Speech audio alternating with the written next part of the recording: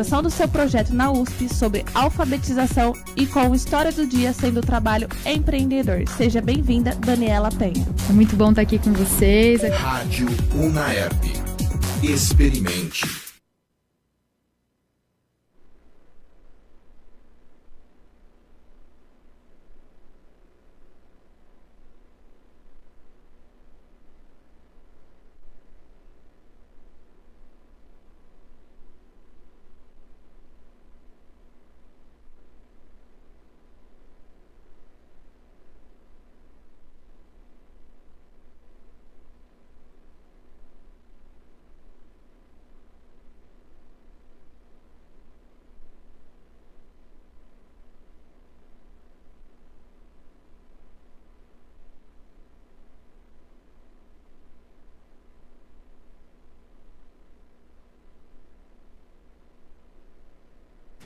Olá, ouvinte ligado na Rádio UNAERP, eu sou o Leonardo Gibelli e este é mais um episódio do projeto Memória da Comunicação. Hoje nós vamos entrevistar o Vicente Seixas, que iniciou sua carreira na Rádio PRA7, atual Clube FM. O Vicente é um dos expoentes do rádio em Ribeirão Preto, sendo um dos pioneiros das sondagens eleitorais na cidade. Ele também é sócio da Rádio Independência, atual Jovem Pan. Para realizar essa entrevista estão aqui comigo minhas colegas de bancada, Beatriz Teclo. Boa noite. Ana Ribeiro. Boa noite. Rafaela Siena. Boa noite. A gente vai começar então conversando com esse bate-papo, que vai ser um bate-papo leve, descontraído, para saber a história do Vicente, para que ele possa contar pra gente a passagem dele nas rádios aqui em Ribeirão, como é que foi esse período todo. E vamos lá, vamos começar esse bate-papo que eu tenho certeza que vai ser muito bacana. Então vamos iniciar com a seguinte pergunta. Como foi o início da sua carreira como locutor na PRA7? Primeiramente, eu quero levar a todos vocês meu boa noite e meus agradecimentos sinceros pelo esse convite, que é de muita responsabilidade para mim, e venho com uma certa preocupação de talvez não ser aquela pessoa ou aquelas respostas que vocês desejam. Mas, de qualquer forma, eu agradeço a você, a Rafaela, agradeço a Ana Júlia, agradeço a Beatriz, Leonardo, a Andrei e também ao professor Gil, com quem eu tenho amizade já há muitos anos. É um prazer receber você aqui com a gente, tá? Muito obrigado. Bem, na realidade eu acho que poderia até iniciar dizendo como eu comecei a sonhar a ser radialista, né? Porque a exemplo de a maioria da população brasileira, eu sou oriundo de uma família muito humilde, sou o 10º de uma família, meus pais até na época da Segunda Guerra, quando eu nasci, hoje estou com 83, né?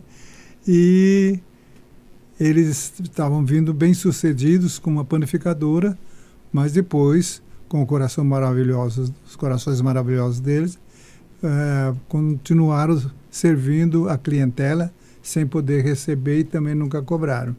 Aí começou tudo de novo. Fomos para um bairro muito distante, Larão Mato.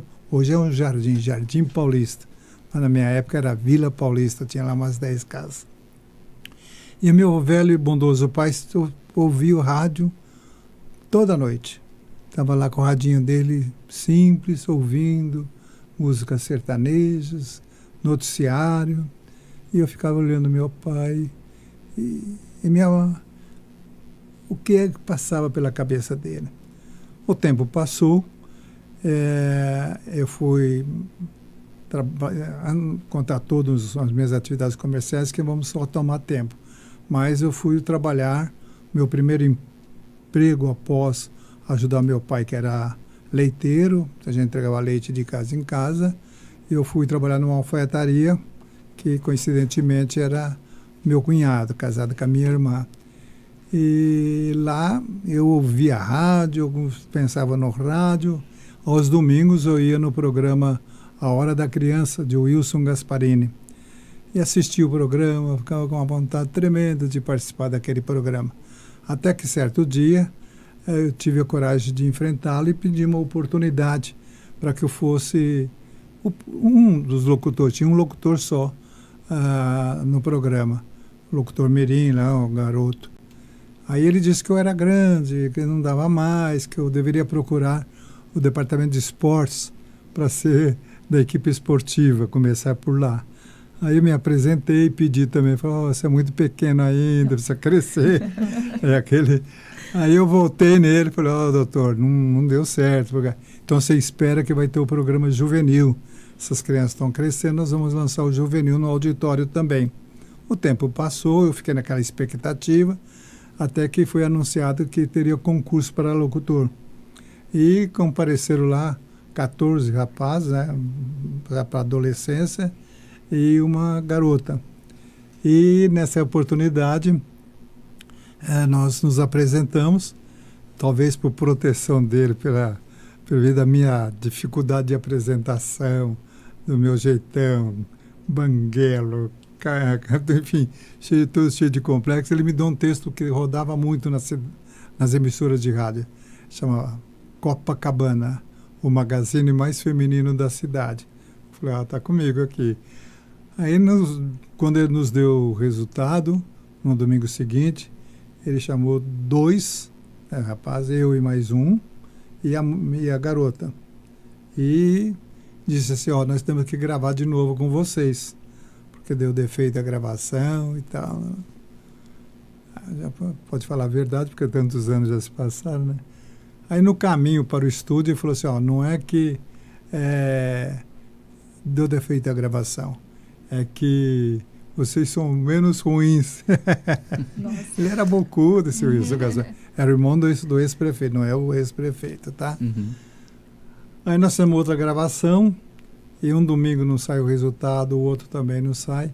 E esse rapaz que disputava comigo, voz maravilhosa, boa pinta, e trabalhava numa empresa que era uma dos patrocinadores do programa. E ele disse na oportunidade, preciso de uma voz masculina e uma feminina. Falei, bom, então tem uma vaga só. Aí não sai o resultado, não sai, até que um dia abriram-se as cortinas do programa e o rapaz, merecidamente, é meu amigo até hoje, apareceu falando, locutor. Quer dizer que não tinha sido aprovado, né? Tudo bem, eu deixei passar uns 2, 3 domingos, procurei o doutor Wilson de novo. Falou, você não pode me dar uma oportunidade para eu ajudar no auditório, eu entrego os prêmios, eu abaixo o microfone. Não sei se hoje ainda é assim, contra a regra. Era contra a regra, baixava, entregava, varria o auditório. Até que um dia, eu estou me estendendo muito? Não, por aí, não. A gente está adorando. Até que um dia, ele falou, você vai falar hoje junto com o Hermes aí. Me deu um texto lá. Porque a equipe esportiva da PRA 7, hoje clube, era a equipe da peteca, a equipe esportiva. Então, a equipe da peteca hoje vai transmitir Botafogo e Palmeiras. Aí ele me chamou e falou, não é Palmeira, é Palmeiras. Tá bom. Aí foi lá de novo, hoje a equipe da peteca vai transmitir Botafogo e Palmeiras. Ele fica, olha, se você não falar Palmeiras, você não vai falar mais. Você vai ser contra a regra mesmo até o fim. Bom, aí eu fui lá no microfone. Hoje, a equipe da peteca vai transmitir Botafogo e Palmeiras. Aí eu voltei. Aí ele riu, contou para o auditório. Está até num livro do Wilson Roveri. Ele conta essa história lá também. Então, ali, eu passei a ser locutor, fui falando, e criando amizade com o microfone. E comecei também a me familiarizar, a ter amizade com a equipe esportiva, né? Essa equipe esportiva tinha lá o Jovino Campos, que lá atrás, bem antes disso, eu participei de um concurso de palpites. Eu fui o vencedor, bem antes dessa história, pedaço que eu contei para vocês. E eu fui o vencedor, acertei mais nos jogos todos, e ele, não poderia ser diferente, por bondade e tal, para dar colorido à apresentação, disse que eu teria a condição de ser um comentarista esportivo, participar da equipe esportiva lá já. Estou no caminho, né? Acreditei nisso. Aí comecei na equipe esportiva, levando, naquela época não tem a tecnologia de hoje. Tinha que puxar fio para cá, para lá e tal. Eu acho que vamos parando por aí, vocês perguntam mais, né? Senão eu vou contar tudo. O que vocês acham? Não, muito legal. Então você começou como locutor, mas como que foi o trajeto de você se tornar repórter mesmo? Exatamente. Então vamos lá. Locutor, eu não emplaquei não como locutor comercial. Tentei até no estúdio, me deram oportunidade, mas tinha dificuldade. E aí eu comecei com a equipe esportiva, eles me deram a oportunidade de fazer uma pontinha. Me lembro, e sou grato a ele até hoje, o Wilson Roveri, falou: Seixas, eu vou te dar as perguntas e você vai entrevistar fulano, lá no Botafogo, no comercial. São essas perguntas, mas você não fala, você não faz a pergunta. Eu ia com um gravador enorme nas costas, levava, que, volto a repetir, não é como hoje, né, que tem o celular, essas coisas, né? E fazia as perguntas, mostrava a pergunta para o jogador ou para o técnico, ele respondia sem falar meu nome, e quando chegava na emissora, fazia a montagem. Eu fazia, aí era o Marcelo Gatto, famosíssimo repórter esportivo na época, e eu tinha como meta. Aí falava, o Marcelo Gatto fazia a pergunta, aí entrava a resposta de quem eu entrevistei. E no final ele falava: reportagem de Marcelo Gatto. E eu ficava com a dor de cotovelo. Né? Até que um dia eu passei a fazer as perguntas. Foi. E aí eu tive a sorte eu tinha um estilo que era ser maneiroso, não criar caso, e com os jogadores se ter amizade, com o técnico também, com os diretores de ambas as equipes, que era uma disputa violenta entre Comercial e Botafogo. Não podia se falar, torço para o Comercial, torço para o Botafogo, como se fala hoje. Aí, e do outro lado, na outra emissora, tinha um colega que faleceu também, ficamos amigos sempre, porém ele era agressivo, ele agredia, ele tinha até um quadro no programa de que ele participava lá na emissora, chamava Sinal Vermelho. E com isso, o que acontecia? Eu era protegido pelos diretores que me davam as notícias. Olha, nós vamos contratar fulano, mas você só fala tal hora, tal dia, assim, assim. E com isso, eu, graças a Deus e a proteção deles, eu tive um destaque como repórter esportivo. O tempo passou, fui também repórter geral, né? Fiz repórter política e tudo mais. Acho que eu vou contar tudo e vocês não perguntam, né? Mas então pode falar. Dentro da PRA7, o senhor consegue relembrar como que era lá a dinâmica, como que funcionava? Em que sentido? Profissional? Profissional. Era uma emissora, assim, eu imagino como é hoje, né? O radialista, as emissoras de rádio e tudo mais. No meu tempo, eles contratavam na carteira de trabalho, tinha férias, 13º, e se você vendesse a propaganda para um determinado programa, tinha comissão. Então lá dentro tinha a Maria Augusta, que era comandante geral, depois tinha os departamentos, tinha o departamento de jornalismo, que tinha lá o comando do Wilson Roveri, tinha o departamento esportivo com o comando do Jovino Campos, e o departamento comercial do Antônio de Barros. Eu comecei a entrar também no departamento comercial. Então, era uma emissora que tinha vários estúdios. Tá? Eu falo assim com muita tristeza, porque com muita saudade. Tinha o estúdio central, onde ficava o locutor, fazendo os textos comerciais, anunciando os programas. E aí tinha o estúdio central, que era jornalismo, os locutores, 2 locutores, apresentando o jornal da emissora. Era a rotativa sonora, J. Pesquisa, uma vozeirona, e sempre fazia uns rodízios lá, né? E tinha o Estúdio Azul, que era o mais chique, mais... Depois tinha o auditório. O auditório tinha 400 e poucos lugares, e eles falavam multicolorido auditório. Realmente era um auditório colorido, muito bonito, onde então a gente frequentava, onde eu comecei lá no programa infantil. De manhã cedo, aos domingos, tinha esse programa Hora da Criança, do Wilson Gasparini.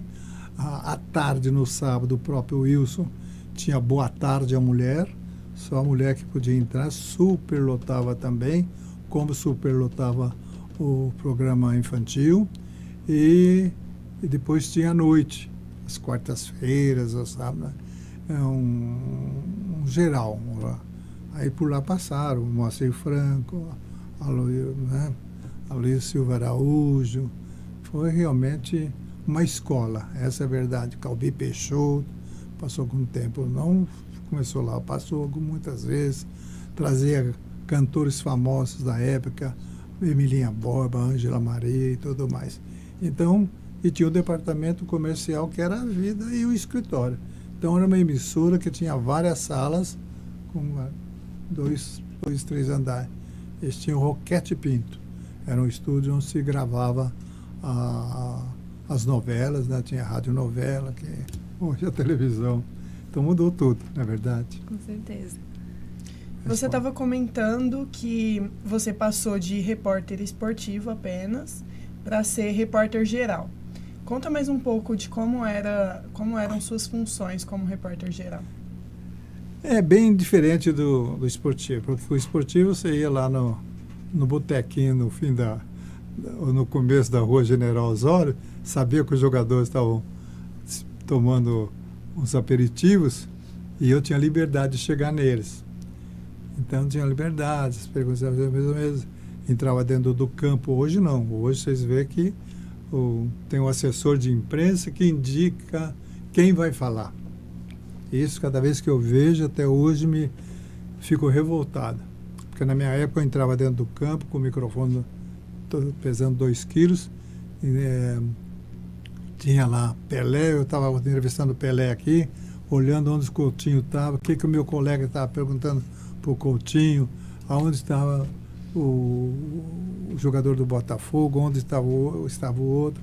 Então, realmente, era uma liberdade. Hoje não. Hoje, o repórter, infelizmente, não pode nem adentrar as 4 linhas, não é verdade? Daí, com essa vivência no esporte, eu passei para a política. Política, como é até hoje, né? É um problema sério.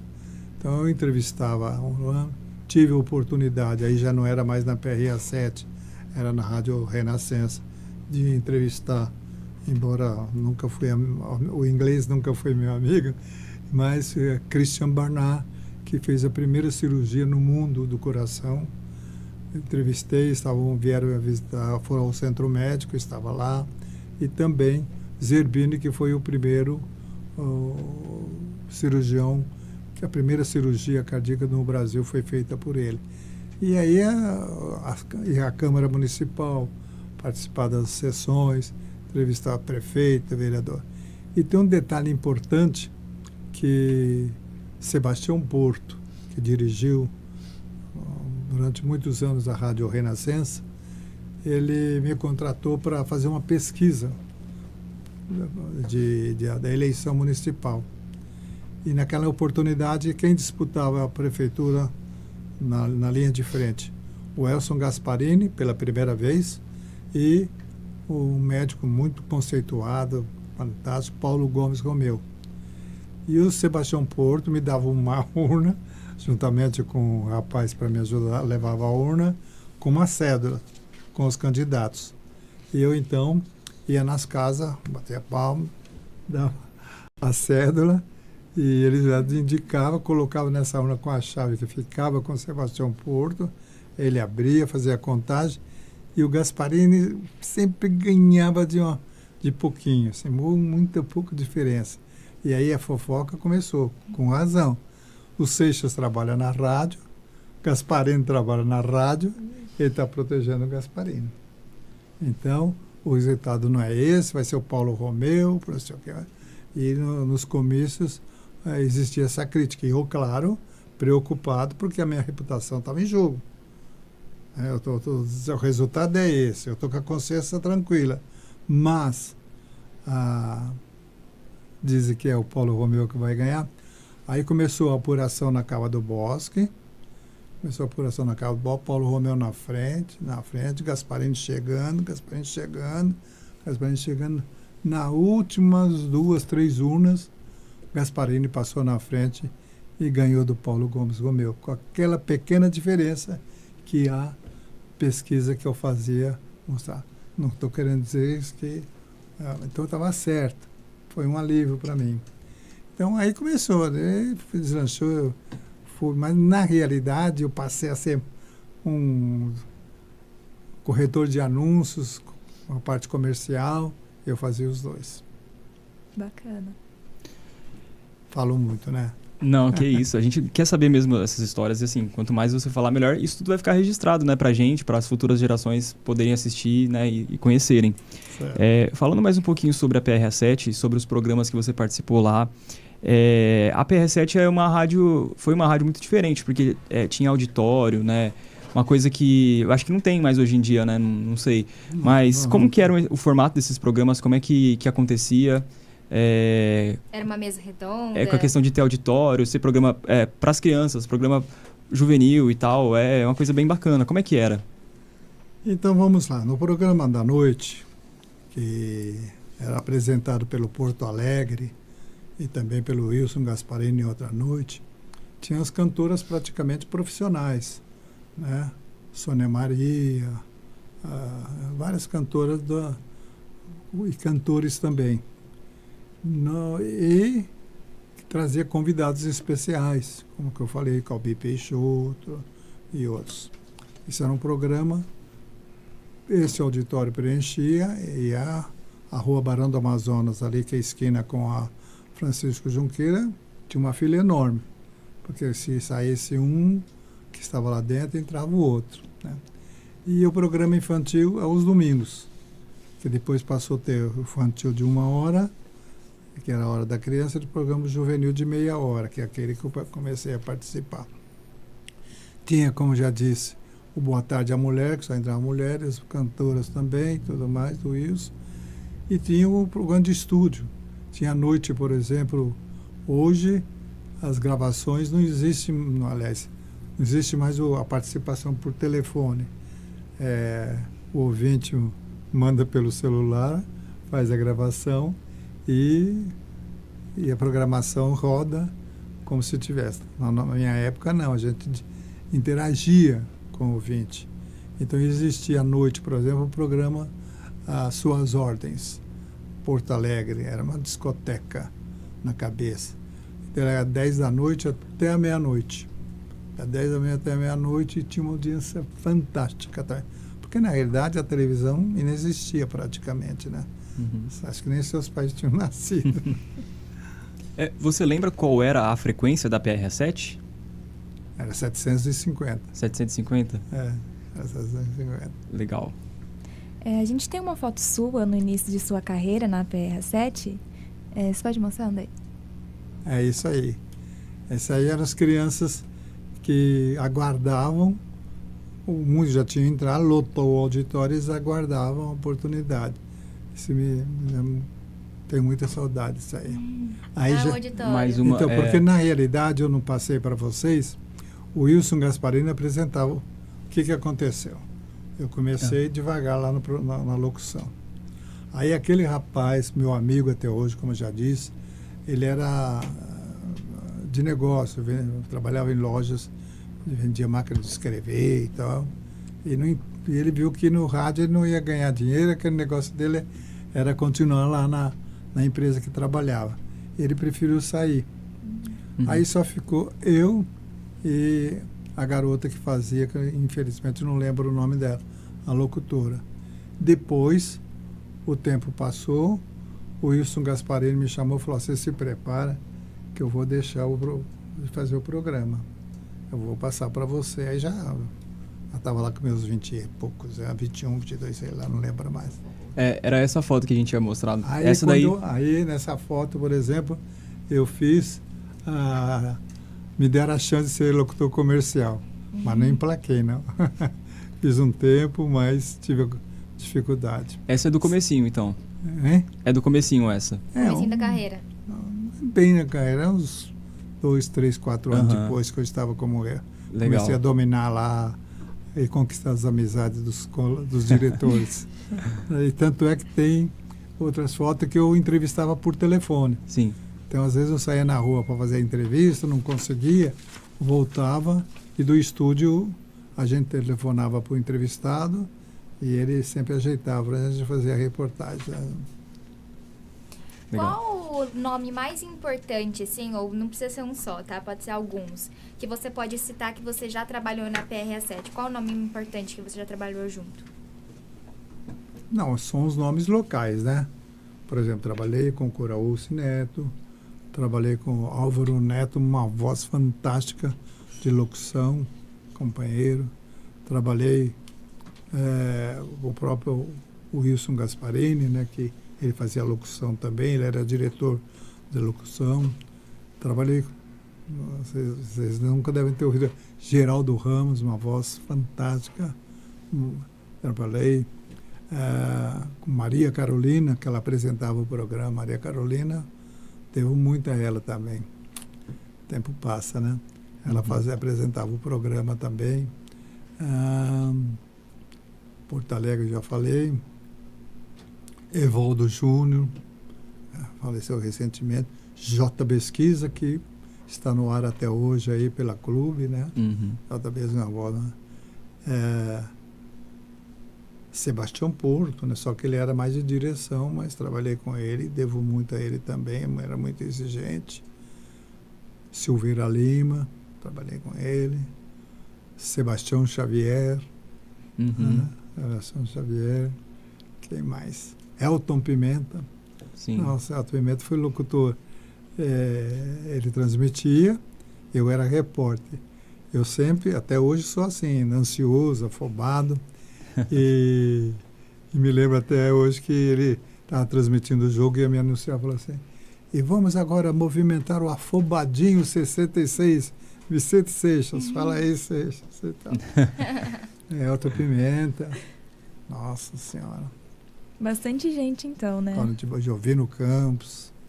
O Wilson Roveri me deu muita oportunidade. Me ensinou até erros de português que eu cometia. E cometo até hoje, né? Mas ele falou, não é assim e tal. Na época da Revolução, isso já era Rádio Cultura. Eu era repórter.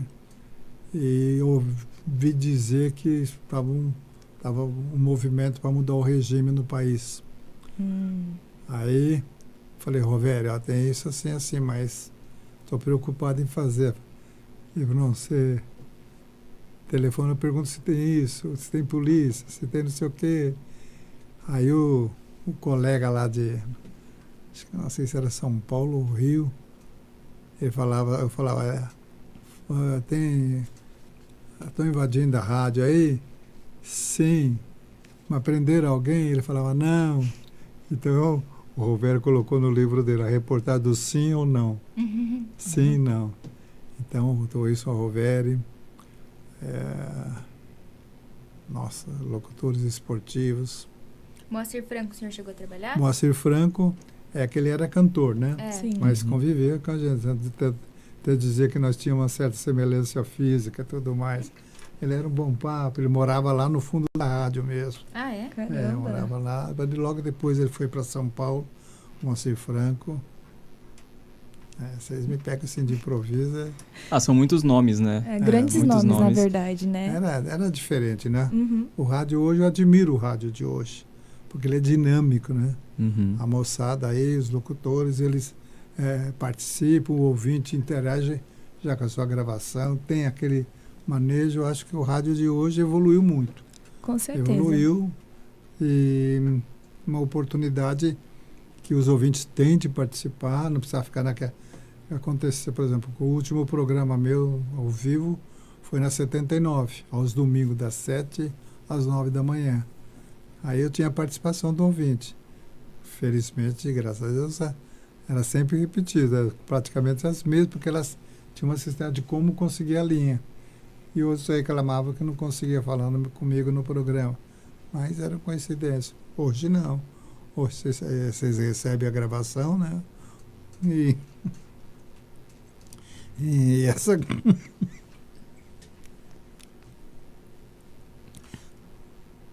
quiser, pode tomar água se quiser, tá tranquilo.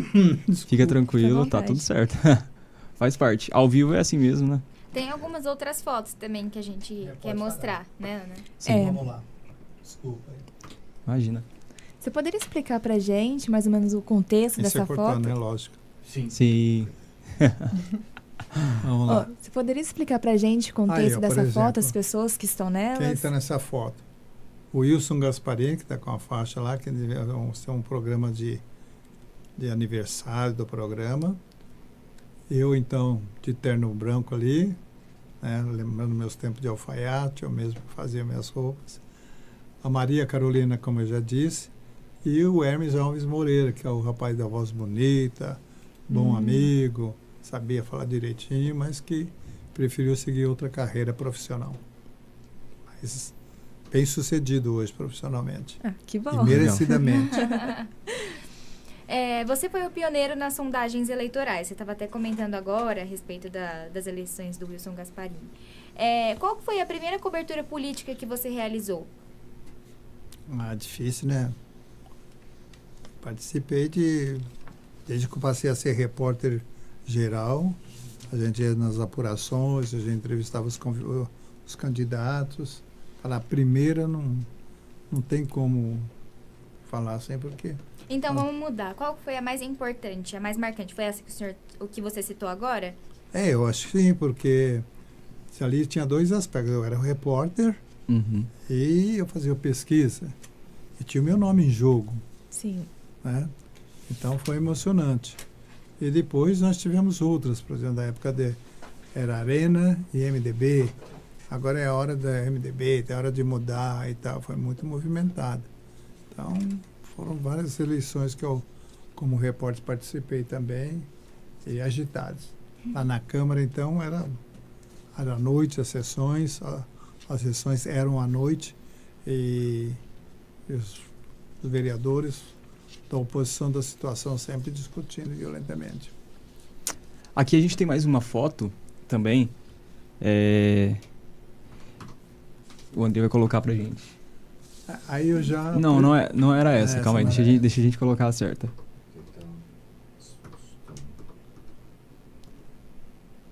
É o Zerbini. A gente tem várias fotos, a gente podia falar de cada uma delas, mas...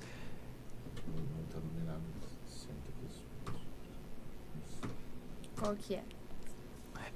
Vamos fazer o seguinte, já que a gente não Vamos tá lá, achando a você foto, a gente pode perguntar mesmo. Ótimo. A gente pegou uma foto que estava no livro da PRA7, que você estava entrevistando o governador Adhemar Barros. Isso.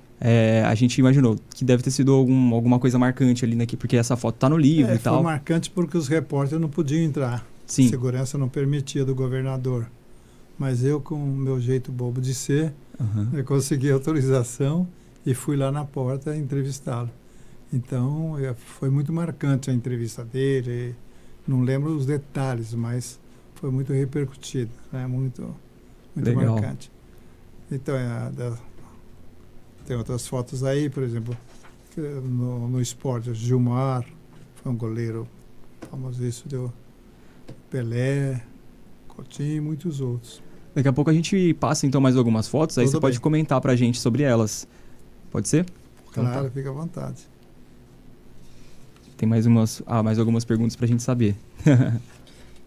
Agora falando da Rádio Independência. Quando e como que ela entrou no ar? Na época, até é importante que eu diga isso a vocês, porque eu sempre fui, desde quando eu entregava leite com meu pai, eu queria mais. Entende?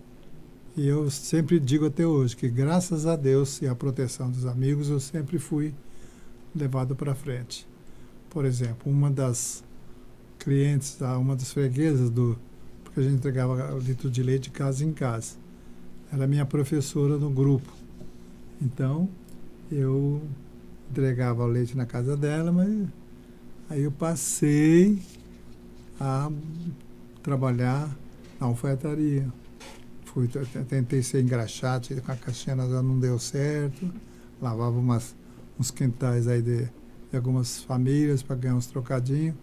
E aí eu fui trabalhar na alfaiataria, mas sempre com essa intenção de trabalhar no rádio, né? E realmente foi emocionante quando eu comecei no rádio. Aí comecei a vender publicidade e tudo mais. Aí eu já era repórter esportivo. Graças a Deus, modéstia à parte, era não merecidamente mais comentado. Eu tinha lá a torcida que dá vida ao nosso esporte. A torcida, quando eu entrava no campo do Botafogo, lá nas 4 linhas, a torcida do Botafogo, não toda, uma boa parte, e falava, me xingava e tudo mais, dizendo que eu era bafudo, comercialino. Quando eu ia no comercial, eles falaram que eu era chulezu, que era do Botafogo. Então sempre foi assim, porque eu nunca fiz reportagem favorecendo um ou outro. Aí eu comecei a vender propaganda. Certo dia, aí, um dos que trabalharam comigo, Nelson Antônio Gonçalves, ele chegou para mim e falou, olha, tem uma concorrência para o canal de rádio em Ribeirão Preto, de FM, por que você não participa? Eu falei, não, porque naquela época não é que nem hoje, tem lance. Hoje não. Na época era porque emissoras de rádio, vocês sabem, televisão também, que é do governo. Sim. Né? Sim. Então é o governo que concedia de acordo com as informações da pessoa. E aí foi então uma disputa muito longa, demorada, que eu consegui a emissora. Só que eu trabalhava numa cooperativa, que eu cuidava do departamento comercial da Unimed, né? Posso falar aí. Então, eu tinha que sair de lá para montar a rádio. Eu não tinha condição. Aí eu convidei um colega, um amigo que tinha, falei, ó, eu fui convidar o Antônio de Barros, que era meu diretor, uma questão de retribuição pelo que ele fez por mim. Aí ele falou, não, eu prefiro continuar na PRA7 como diretor do que montar uma rádio, não sei se vai dar certo ou não. Aí convidei esse Luiz Rossi, nós ficamos meio a meio. Até que um dia estava para montar a rádio, a PRA7 foi vendida e o esquema de trabalho, o Totinha queria sair, eu falei, então, conversei com os Pisano, vou convidar o Totinha para ser meu sócio, nós ficamos em 3. O Totinha era o diretor da rádio, ele veio ao departamento comercial e eu continuei na Unimed. E o Luiz Rossi era só de administrativo. E assim a Rádio Independência, com uma programação diferente, foi indo até que viveu assim 20 anos. No prejuízo e empatando, lucro mesmo não se tinha. Com isso, chegou a necessidade de se vender, né? Ou arrendar para alguém. Ia se arrendar, tá, não deu certo. E as 2 cotas deles, eles venderam, eu continuei, e hoje é Jovem Pan, né? Mano, sou sócio. Eles falam, onde assino? Eu assino lá. Tem uma outra questão que envolve a Rádio Independência, que a gente vai querer saber. Que qual era o motivo da rádio se chamar Independência? O Nelson Antônio Gonçalves, quando fez a documentação, falou, tem uma rádio muito famosa, não sei se era Rio Preto, acho que ele trabalhou lá, foi gerente, vamos pôr Independência, foi qualquer nome aí, para Independência. E, então, por isso, um nome mais que veio de bate-pronto, assim, por parte do Nelson Antônio Gonçalves. Entendi. E quem eram os sócios naquela época, então, da Independência? Antônio de Barros, 33%, Luiz Rossi, 33% e eu, 33%. Os 2, infelizmente, já morreram. Rezo para eles todos os dias. Aliás, eu quero contar uma historinha fora do rádio aqui para vocês, por causa da UNAERP. Eita. Tá bom. E como foi o processo da sua carreira de se tornar sócio-diretor da Rádio Independência? Foi esse eu participei, disputei com os outros, consegui apoio de várias entidades, de sindicatos e tudo, porque o governo analisava lá as proposituras, a pessoa de quem era sócio, isso, e vários detalhes. Não teve, Qual que é a não história? teve, Não, perdão de cortar. Pode falar. Não teve assim, negociar, não teve nada. Foi uma coisa automática. Foi tranquilo, então. Alguém tinha que ser vencedor. É. Qual que é a história que você tem para contar pra gente em relação à Não, universidade? Dizendo que vocês me provocaram uma emoção muito grande, que eu cheguei aqui, o professor Gil me deu orientação como chegar até aqui. Aí eu li ali, Farmácia Cidinha Bonini. Tem nada a ver com rádio. Cidinha Bonini. E é uma criatura que até hoje ela está nas intenções das minhas orações. Por quê? Como eu disse, eu sempre quis galgar outros passos. E eu tinha um sonho de ser advogado, de ser criminalista, além de radialista. Mas o meu patrão, o meu cunhado, falou assim, Vicente, você não tem condição, não tem faculdade em Ribeirão, e você não tem condição de estudar fora, porque não tem financeiramente condição. Tá bom. Eu ia me conformando que eu ia ficar sem fazer faculdade de Direito. Aí surgiu a faculdade de Direito, Laudo de Camargo, em Ribeirão Preto, família Bonini. Lá na Rua Tibiriçá, na Associação de Ensino, que era a escola aqui, que hoje é UNAERP. Aí eu fui fazer o vestibular, claro que me preparei, mas sem fazer cursinho, não, porque eu não tinha condição. Aí meu cunhado falou, mas que você passar, você não vai passar, mas você passar, que eu não vou poder te pagar, quem vai pagar? Eu falei, eu fui lá e fiz. Tinha 110 vagas. Eu fui o 111. Nossa. Fiquei de fora. E, infelizmente,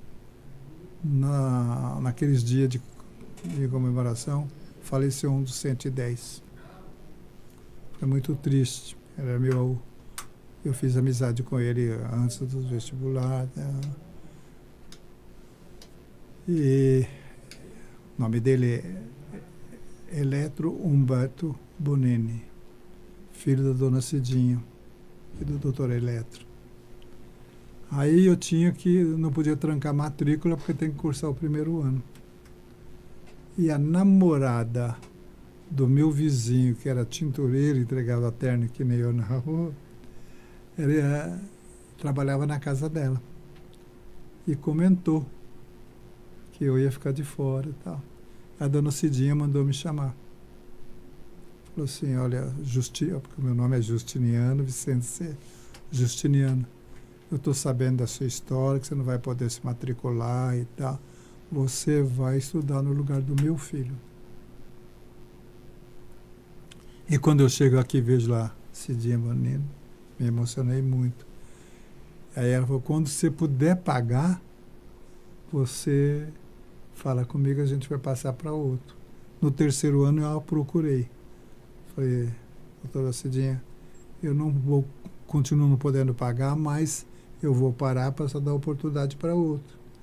Porque eu já tinha mudado de serviço, não era mais alfaiate, estava na rádio, vendia propaganda, tentava me virar para ganhar meus trocados. Ela falou, não, você vai continuar. Quando me formei, eu a chamei para ser minha madrinha. Ela não aceitou, tinha que ser minha mãe. Eu falei, não, vai ser a senhora. Então, o que eu fiz? As duas foram minhas madrinhas. Ela e a minha mãe. Que fofo. Velhinha, que um dos sentimentos que eu tenho, morreu sem saber ler e escrever, não por falta de insistência dos filhos. Então, por isso que eu quis dizer que é uma história fora do rádio, mas que... mas é uma história essa minha vida hoje aqui me emocionei muito. Uma história que merece ser contada, com certeza. Realmente é uma história muito tocante, né? Mas, voltando um pouco, eu queria saber como é que era a programação da Rádio Independência. A princípio era uma programação adulta, certo? Um programa que não tinha música jovem, nada, era todo dos tempos passados. Mas tinha uma programação. Por exemplo, quando dos nomes que eu trabalhei, esqueci do Íris Mendes Ribeiro, eu, ela e a música lá na PRA7. E o Íris trabalhava conosco, fazia o programa. Mauro Santos fazia samba na Independência. Era uma programação. Quando ela foi vendida, aí passou uma programação eclética e tal. E hoje aí já veio para... E você sentiu alguma dificuldade pelo fato da programação ser diferente da que você estava acostumado na PR7? Não, porque na realidade o meu setor era mais jornalístico, né? Uhum. Eu, repórter, esportivo e tal, não tinha com relação à programação, à música, isso. Não senti diferença. Ai, que bom. Eu deixei tudo na mão do Antônio de Barros, a quem eu devo muito também. E quando vocês foram iniciar a rádio, como vocês definiram qual ia ser o perfil da emissora? Aí também já foi uma consulta entre nós mesmos, uma troca de ideias, o que faltava no rádio em Ribeirão Preto. Porque uma emissora tinha tal programação, a outra tinha outra, não adiantava querer disputar. Ia começar, então começou-se com uma programação diferenciada, mais adulta, mais... E em que lugar de Ribeirão Preto ficava a emissora e a torre de transmissão também? Aí Da Independência. a Independência foi instalada no último andar do edifício Monte Líbano, ali na rua Cerqueira César com a São Sebastião, né? Monte Líbano, eu confundo muito com Britânia, mas Monte Líbano. Então lá era um terraço, foi feito para fazer restaurante e tudo, e a gente alugou para fazer a emissora. Foi lá, ficou até a IPTV, então, assim dizer, comprar, quando passou toda a instalação lá para a televisão. Nessa época, quais foram os principais nomes que você trabalhou na Rádio Independência? Iris Ribeiro nos deu uma boa audiência, né, com Eu, Ela e a Música. O Mauro Santos nos deu uma boa audiência também na programação. J. Pesquisa trabalhou com a gente, também deu uma grande audiência. O primeiro locutor que trabalhou, que anunciou, que fez a rádio, que falou na rádio, foi o Marco Frateschi, que depois veio dirigir a IPTV durante muitos anos. Ele foi o primeiro locutor lá. Então era todo estilo Oizerono. Além de Eu, Ela e a Música, quais eram os principais programas que tinham na Rádio Independência? Os noticiários, né? Tem emissora hoje aqui que de meia e meia hora abre espaço para um boletim. Uhum. Nós, naquela época, já fazíamos isso aí. Tinha notícia de meia e meia hora. Era eclética em termos de noticiário, sempre adulto, sempre respeitoso, sem bairrismo, sem para esse ou aquele estilo de... Então, E quando que a Rádio Independência saiu do ar? não saiu do ar, só mudou Isso. de nome, né? Porque foi na época de 80 ela foi colocada no ar, com uns 20 anos, 2000 e pouco, por aí. Aí não posso precisar assim de momento, mas aí ela só... primeiro ela passou a ter outro nome, rádio, e aí passou a ser Jovem Pan, que é uma retransmissão, né? Sim. Legal. E como foi o processo de transformação da Rádio Independência para a Jovem Pan? Aí já eu sou minoritário. Uhum. Né? Aí já foi uma negociação da cúpula da rádio, né? Embora é claro que eu concordei, e a Jovem Pan estava à procura de um canal aqui na região, em Ribeirão Preto, está aí até hoje, renovado, tem o estilo dela, né? Mais para a moçada, né? É ok para... Além do avanço da tecnologia, o que a gente pode considerar que também mudou da Rádio Independência para a Jovem Pan hoje em dia? Não, a tecnologia mudou porque foi evoluindo, né? Sim. Ela na emissora, que tem toda a estrutura, ela mudou porque ela é só uma emissora de programação. Tanto é que recentemente tem mudado um pouco, né? Tem música e tal. E é uma rádio mais endereçada. A audiência dela é a juventude, é mais jovem do que adulto. Legal, a gente já está chegando aqui no final da nossa entrevista. Eu gostaria de saber se você tem uma memória que te marcou muito na rádio, durante toda essa sua trajetória. muitas oportunidades. Eu me lembro da minha passagem na PRA7, foi fantástica em termos dos programas infantis, que eu percorri os bairros. Depois, na Rádio Renascença, eu fui mais na área comercial, porém tive boas entrevistas, como o Christian Barnard, Zerbini e tudo mais, me marcou bastante. Rádio Cultura, porque houve uma época que, não por qualidade minha, profissional, nada, mas por sorte, por proteção de Deus, eu realmente era procurado, fazia contrato por 1 ano. Então eu fui para a Rádio Cultura, fazer o programa, lá não tinha auditório, eu fazia no Cine São Jorge. Fantástico. Então me marcou muito também a Rádio Cultura. Cada rádio... Cada rádio uma história, né? Uma história. E A gente tive a oportunidade também nessas andanças, né, de conhecer o professor Gil, que vocês conhecem, né? Então, colocou no ar aí, nos jornais, na televisão, muitos bons profissionais, graças ao professor Gil. Deixa eu interromper aqui. Né? O senhor lembra que eu tive a honra de trabalhar na Independência? Trabalhar? Na Rádio Independência. Tá vendo? Olha aí. Vocês querem me judiar. Comecinho da tarde, lembra? Desculpa. Um bom tempo, né? Eu fiquei lá na Independência. Fazendo a parte da tarde. Eu fui fazer umas férias de alguém, mas eu já gravava, fazia gravações comerciais na Independência. Isso eu lembro. Né? Fazia gravações. Eu lembro de você como gravações comerciais, lembro de você como professor. Isso. Meu filho que é médico, para ir transmitir lá a Fórmula 1, ele tinha que ter o... professor ele foi lá. Olha aí que ele lembrou, essa é verdade. E aí teve um período, né, que não, venha tal, né, o Totinha, né? Totinha. Já falamos dele. Você está gravando aqui, já vem, fica um período com a gente aqui e tal. E eu estava da passagem estava saindo de uma emissora e estava entrando em outra. Estava numa passagem mesmo, literalmente uma passagem, né? Não, vem, fica um período com a gente. Acabei ficando acho que fiquei 1 ano lá.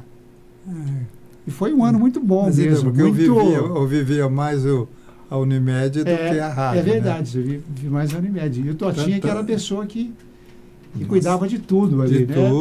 De tudo. Era nervoso, eu falava, não fica nervoso, eu não sou nervoso, você me deixa nervoso. Não, e fiquei muito tempo lá, fiquei um tempão lá. Vai ficando, né? Aí chegou no momento que eu tinha um compromisso com outra emissora, né? Não, que aí é outro pessoal apertando do outro lado, né? Não, e aí? Mas como que faz? Você vem pra cá ou não vem? Né? Nossa, mas saí com o coração, sabe? Porque a Independência era uma união das pessoas ali, não é? Era uma amizade, né? a Cidinha, o GG estava lá ainda. O GG faleceu também. Né? Sim, o Maguila. Maguila né? Tá até hoje na ativa aí. Alexandre, né? Não, e era uma turma fantástica. O Íris, né? Eu me lembro que eu fazia o horário depois do Íris. Eu entrava depois do Íris. Eu, ela e a música. Eu, ela e a música. Desculpa a sinceridade. Não, mas foi uma honra minha. Eu tive felicidade de ter um momento lá muito bom. E foi muito importante, porque foi um período também que eu estava assim, fazendo a tese de mestrado. Foi um período muito importante para mim também, né? Foi eu fico muito momento feliz muito também. bom. E me ajudou muito também, com certeza. Você enriqueceu a independência, tenho certeza muito pelo contrário, a independência que enriqueceu o meu currículo. Né? Essa passagem para lá foi muito importante, muito importante mesmo. É uma rádio muito humana, né? O Totinho era fantástico. E os ouvintes da Independência eram muito humanos. Não é? A participação deles... Fiéis, não é? E eu comentei um dia que eu estava conversando com eles aqui, com os meninos, sempre levando alguma coisa, né, para os locutores, né, um bolo, não é? Fazia alguma coisa, tinha aniversário, sempre tinha aniversário ali, né? Sempre tinha um aniversário de alguém. Então foi um momento, eu acho que o rádio hoje perdeu esse momento. né? Hoje ele é mais, ele é mais empresarial. E tem as razões de ser, não é? Ele não tem mais essa proximidade e não tem mais essa liberdade que o ouvinte tinha de ter amizade com os locutores, assim mesmo, né? Então, eu digo isso que é muito mais amizade. E a gente fazia grandes os amigos. Ouvintes com os locutores. Sim, sim. Recentemente, assim, um ano e pouco aí, porque esse ano aqui foi muito diferente para mim em termos. Eu estava numa reunião, não sei o que foi assim, né? Comercial, acho que foi da CI e tal. Aí saiu uma senhora lá, dá licença, microfone aí. Aí começou a cantar a música do programa infantil. Olha. Alô, alô, papai, mamãe. Eu falei, que é isso? A senhora, quer dizer, quando eu era criança, então tinha, como você disse, que maravilha. Uma ligação. E só o último para encerrar minha participação aqui. Eu e um professor aqui da universidade, que não está mais com a gente, mas foi professor durante muito tempo, César Mulatti, nós fizemos um programa de bossa nova na Independência. Aos domingos, não é? Tá vendo? Um programa que e tinha um público muito qualificado. Né? Vocês têm que puxar minha orelha, hein, que eu não falei. Uma época, mas eu que vim aqui, falei, preciso falar isso antes de encerrar esse diálogo, essa roda de conversa, né? E você sabe que eu estava assim aqui, né, voltando à minha origem de repórter, lá no fundo. Por que eles estão tanto insistindo em independência? Eles falam da independência. Mas você sabe por quê? Porque você contou história para eles. Não, é porque nós estamos reconstruindo a história, nós estamos registrando essa história. E você tem essa história, você é parte dessa história. Então a gente precisa dessa memória para... Então, mas é que eu falei para você antes de eu confirmar minha vinda. Eu tenho dificuldade para lembrar detalhes, porque minha filha que faleceu, ela chegava em casa às vezes e falava assim, pai, eu sofro quando pergunto qual a profissão do seu pai. Eu não sei se é advogado, se é radialista, se é vendedor de plano de saúde, se faz tanta coisa.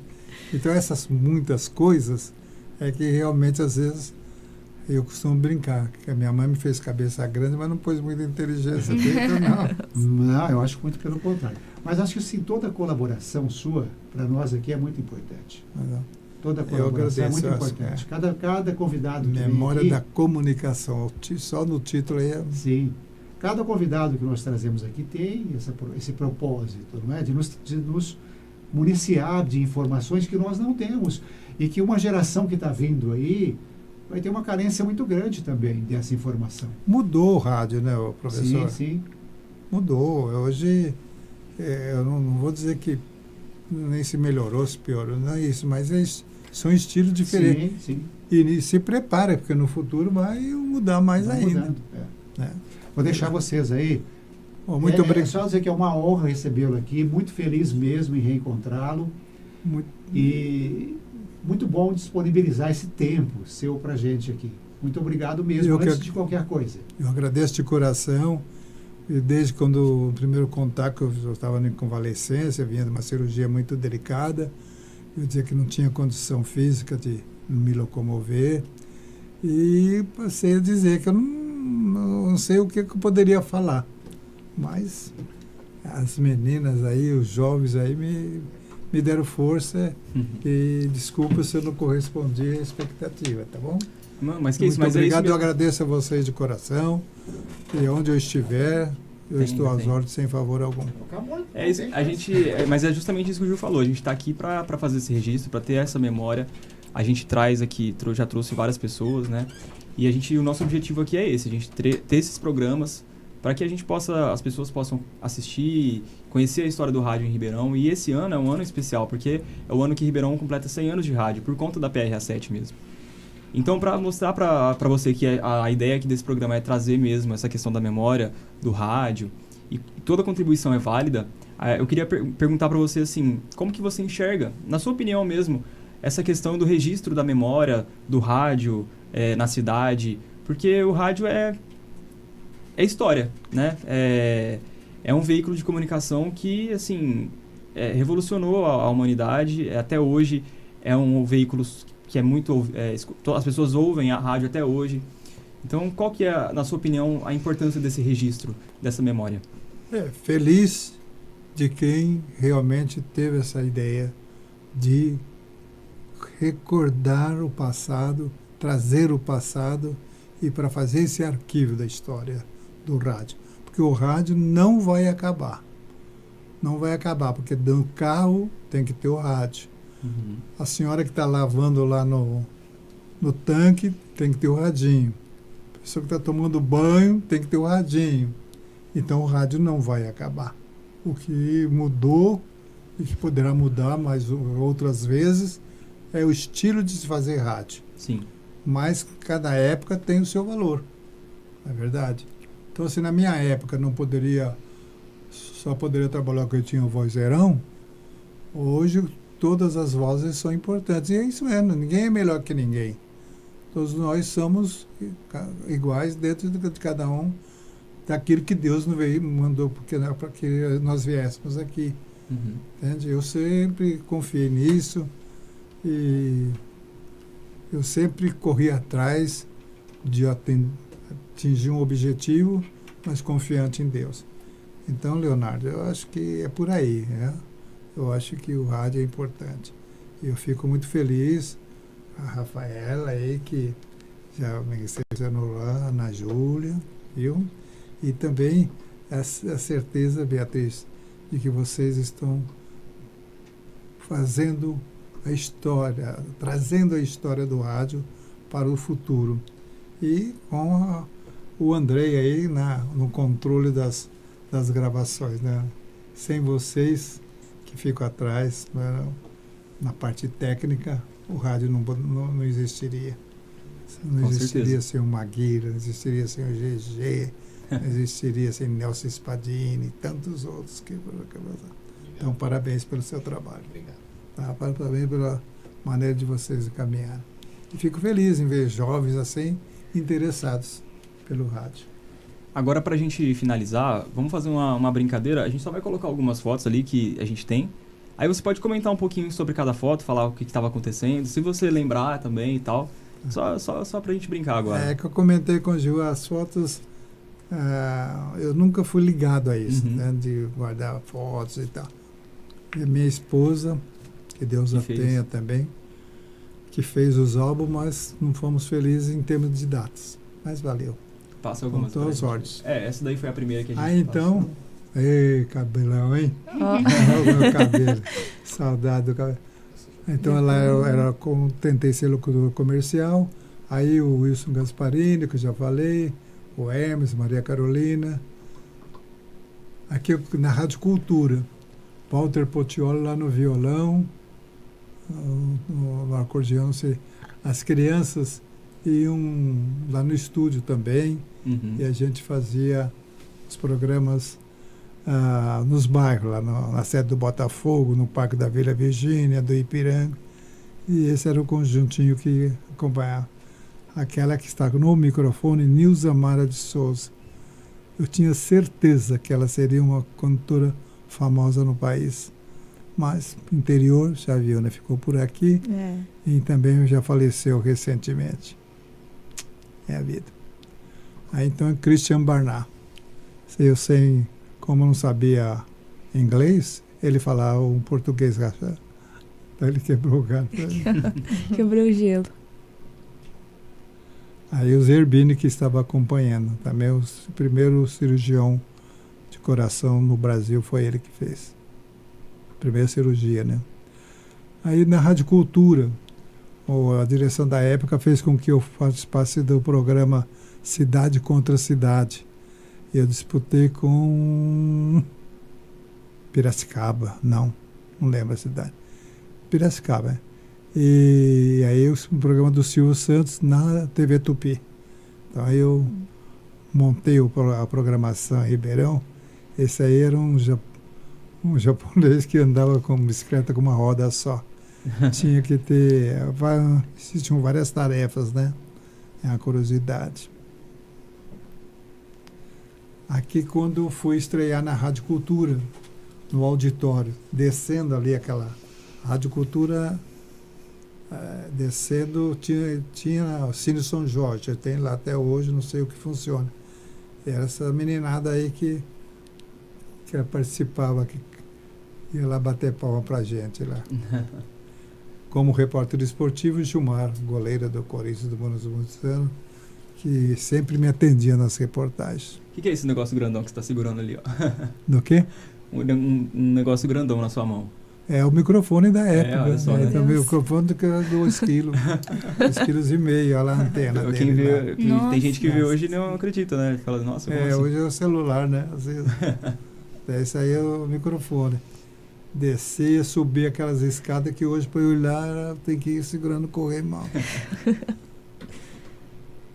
Aí também lá na Rádio Cultura, na Rua América Brasileira, no estúdio, isso aí, meninada ia lá ver o titio Vicente Seixas. Então tinha que dizer, criança que não se comportava bem, a mãe falava, se não se comportar direitinho, vou colocar para ouvir o programa do titio Vicente Seixas.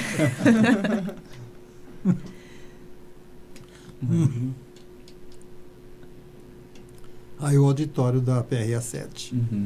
Nossa, César Junina, parece. Aí então, a fila, aquela filha que eu falei que para entrar no programa. E acho que são essas as fotos, né? A gente quer agradecer a sua presença aqui. Obrigado, tá, por ter aceitado o convite. Eu agradeço, mais uma vez, sinceramente. Para mim foi uma honra. Eu, sei lá, não tem palavra que eu possa agradecer a vocês. Desculpa que eu não dei a atenção devida que vocês merecem, mas de coração eu agradeço. Imagina. Desde o professor Gil, o Andrei, Leonardo, Beatriz, Ana Júlia e Rafaela. Então é isso, a nossa entrevista está chegando ao fim. Obrigado, Vicente, por ter aceitado. A sua participação vai contribuir muito aqui pra gente registrar essa memória, né?